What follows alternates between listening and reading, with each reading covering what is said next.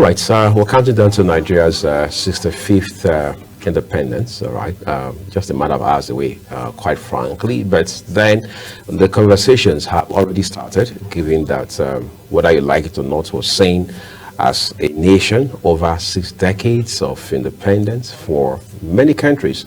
That is something that is commendable, given that it means right from 1960, October 1st, Nigeria became an adult, so to speak. But again, 6+ decades down the line, how far have we come in different areas of our national development? So we're going to just drill down using this conversation as a special purpose vehicle, all right, into Nigeria's foreign policy the last 6 decades plus. How have we related with other nations, all right? What role have we played in the Committee of Nations, whether at the sub-regional level of the Economic Community of West African States, ECOWAS, or at the African Union, AU level, or if you like, the global community as it stands today.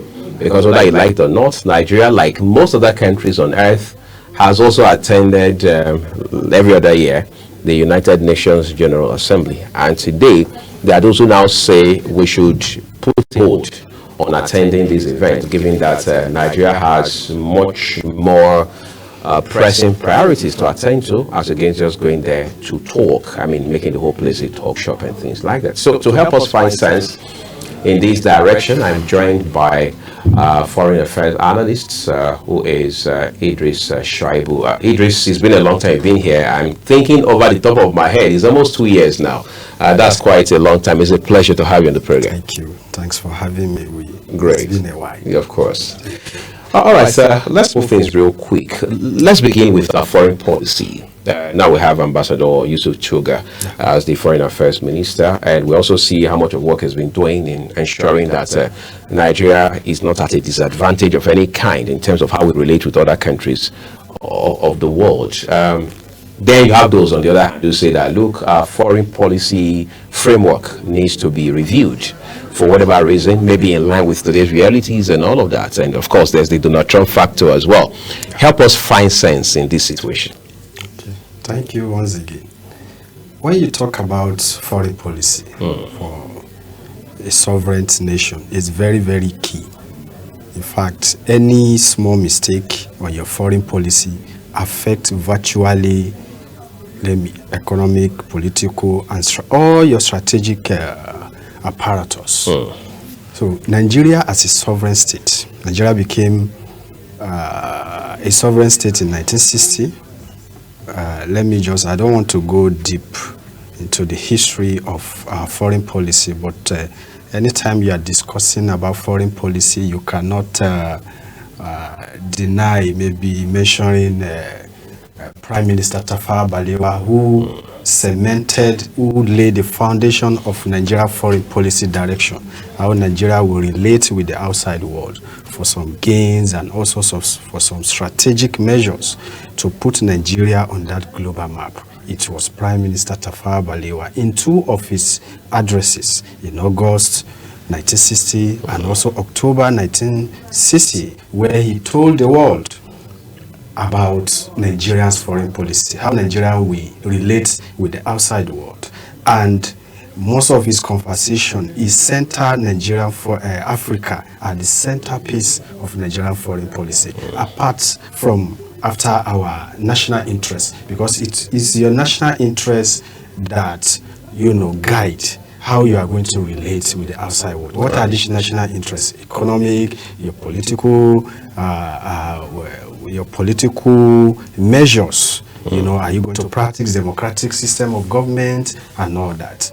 So Tafawa Balewa told the whole world like that. And from that time, it has become our foreign policy. I think there is a little shift along the line, after some leaders took over from his predecessor, stick to this culture of putting Africa at the centerpiece of Nigerian foreign policy. We have seen, our intervention in some countries to have their independence, or even the apartheid regime in South Africa. We see how Nigeria, spend even a lot of money, even what's it called?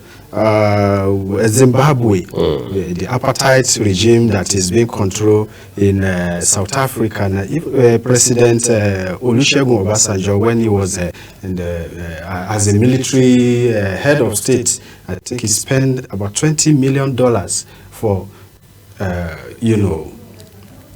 Zimbabwe to have their full-fledged independent. So these are the foreign policy. And that was a lot of money back in the day. A lot of money back in the days. So Nigeria foreign policy is not different from other countries, but sometimes you have to, all these your guiding principles, how you are going to relate with the outside world. But now, foreign policy is very, very important. But now there is some observation, some strategic observation that Nigeria has derailed from that, what's it called? From that his traditional foreign policy. Well, how did we miss it? Can we blame that on military intervention? Not really military intervention, but after the coup in 1966, even coup after coup, right. Yes, in a way have affected our foreign policy. But the one that put Nigeria as a pariah state was that of Abacha's regime, that Nigeria was totally, upset on the global map. When they've imposed a lot of sanctions on Nigeria. So it was in 1999 when we embraced nascent democracy that President Tinubu now went on. Obasanjo. Right. Sorry. Obasanjo embarked on shuttle diplomacy to regain Nigeria's, prestige on the world, on the global stage, And with that, we've gotten a debt relief, and investors came into Nigeria from different parts of the world, particularly from the Western Europe and United States. They came here, and at least even many economics analysts will agree with me that we've achieved some tremendous achievement with that.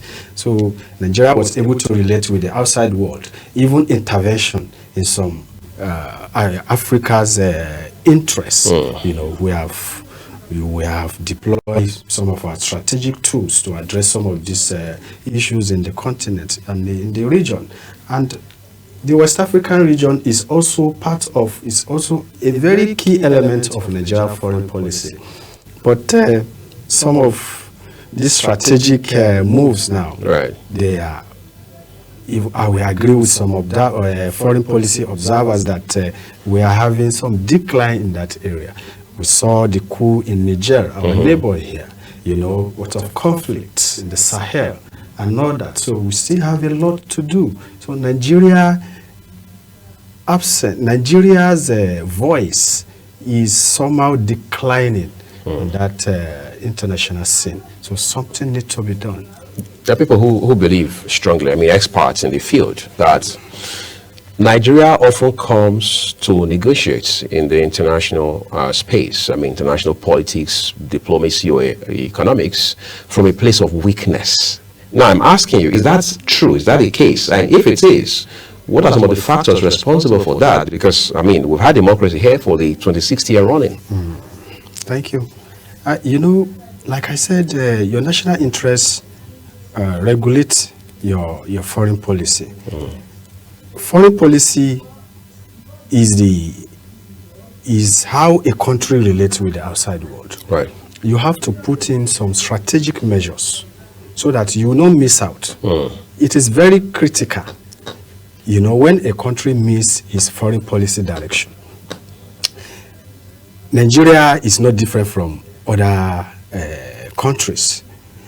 For example, the recent, the ongoing United Nations General Assembly, which has now ended, we saw other Africans' view or observation on the reform of the United Nations Security Council. And Nigeria too also included its voice for the reform of United Nations Security Council and other global issues. Come to your question. Nigeria, the reason why we are having some issues or decline in our foreign policy, although we have achieved, there are some areas that we have achieved in our engagement with the outside world. But now, currently, because of the reality of the world, you have to review your foreign policy. You have to ignite your relation with the outside world, your strategies on how to relate with the outside world. Currently, Nigeria's voice is absent because we don't have ambassadors in our foreign missions. I think it's good we talk about that for a second. Okay. What are some of the factors that are responsible for that kind of stall or delay? Are those reasons valid enough? Yes, that is why I'm telling you. In the area of recruitment, Nigeria Ministry of Foreign Affairs is saddled with that responsibility. For foreign missions? For foreign mission. We have career diplomats that are posted outside the country to represent Nigerian interests abroad. So sometimes in the area of recruitment, deploying ambassadors, I think for some strategic reason, these are people, this is their career. They are into it. So you see that we mix. I'm not saying our leaders should not include non-career diplomats. By way of political appointments. By way of political appointments. But the number should be minimal. Right. We want to see career diplomats, their number should outweigh the non-career diplomats, especially at the frontline missions. Right. UK, US, Canada, Australia, China. These are countries that our leaders, France, go there to woo foreign investors anytime they embark on diplomatic engagement. And also our political system. Some question, human rights abuse, you understand? And also our political system. Some observers or analysts, agree that we still have issues on how we conduct our elections and all that. And again, one of the major factors is that we still stick to that non-aligned posture in our foreign policy. That, we don't take sides. We don't take sides, especially when it comes to some sensitive global issue. Nigeria will say, Nigeria will just maintain that neutral stand.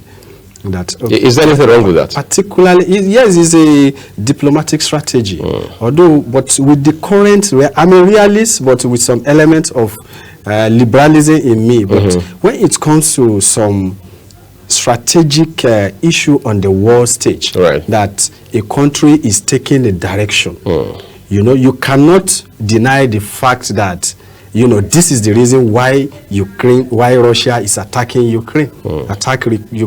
This is the reason why Benjamin Netanyahu is bombarding Gaza. So in that regard, would you say Nigeria should have taken the same step as South Africa, for example? Because South Africa's view and position are very clear on Ukraine, China, Russia, Ukraine, and of course the Gaza issue. Of course. That is why I said some strategic, you need to take some strategic decision on some sensitive international issue. Right. You don't have to deny the fact that things are not happening for a reason. So as a sovereign, Nigeria is among the most powerful nations in the world. In fact, our president is among the most powerful leaders in the world. So I am not saying we should overuse our diplomatic tools, but when it comes to some issues, we have to take direction.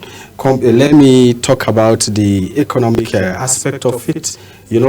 Before now, nations have, are with the financial international system. I think the vice president also called the world, told the United Nations that we need reform. Not even the United Nations Security Council alone. Even the financial system. William Ruto also said that. And these are germane issues. So now we have BRICS that is trying to, some will agree with me, that is trying to challenge the Western, financial dominance. Right. Even though China, that is leading this cause, have denied that they are just doing it for some strategic reason. But Nigeria, it took Nigeria years. This trend in the global financial system, it took Nigeria years, to embrace these, to embrace BRICS, But when you look at BRICS, it has a lot of advantages on our economy. But now we saw Nigeria's interest. Nigeria is now an observer state. So these are the factors. You need to be sensitive on what is happening on the global stage so that you take your decision, you redefine your foreign policy in line with the global realities so that it will, bring goodies to your country and the outside world. And also you have a very strategic position on the world stage. When they are talking about countries, you also have that strategic voice. Nigeria was at the UNGA, like you mentioned. Of course, Vice President Kashim Shettima represented his principal, President Bola Tinubu. One of the highlights from his speech was requesting, some people say, he was demanding for Nigeria to have permanent seats in the UN Council, Security Council. Is that demand, is it enough to go to the UNGA in New York to make that demand? What more should we do if we really want to show commitment and show that we are serious about this? Thank you. United Nations General Assembly still remains the best platform to address global issues. Right. World leaders come there every year, every September, to address issues, to debate on germane issues. I think some of the issues that dominated the United Nations General Assembly a week ago was the war on Gaza, the Ukraine crisis, climate change, the reform in the financial system, reform of the United Nations Security Council. Right.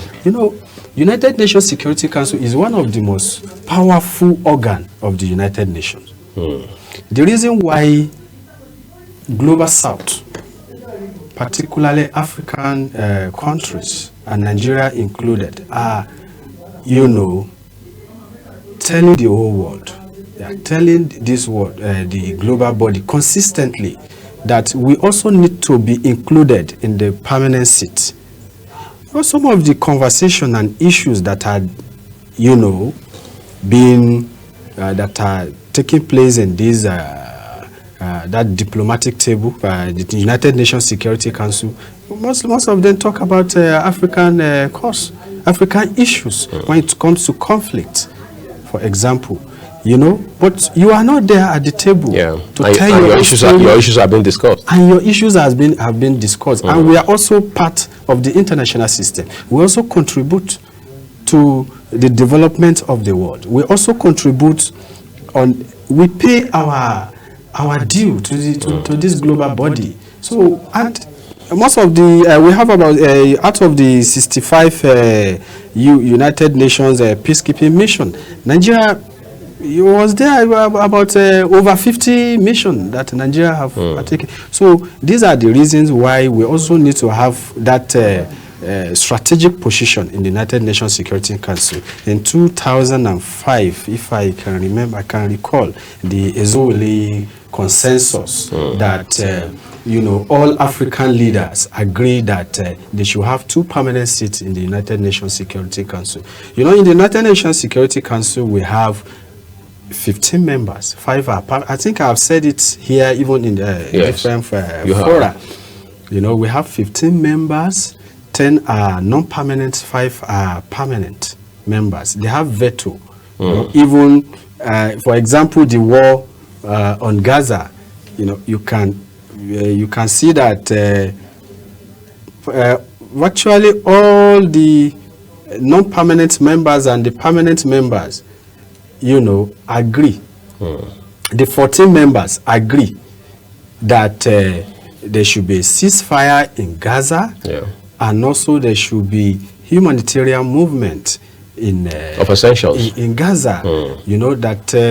That Benjamin Netanyahu should stop the war, and there should also be a 2-state solution as the best way to stop the war, to address the conflict in Gaza. But United Nations, being a member, the permanent member of the United Nations Security Council veto. Russia too have veto several times. Even if you abstain as a permanent member, resolution cannot take place. So it was 14 against 1, and resolution on a sensitive global issues like that. War on Gaza. But up to now, you can go there, express your emotion, but that strategic, that political decision will not take place. But that should not also deny the fact that countries who have diplomatic potential not to amplify their voice for these seats. So Nigeria deserves a seat in the permanent in the United Nations Security Council, but you can't go there like that. What of your internal issues? Because when you are talking about for you to have a strategic position in this in the United Nations Security Council, it is your foreign policy, it is your internal issues, that design or how you are going to relate with the outside world.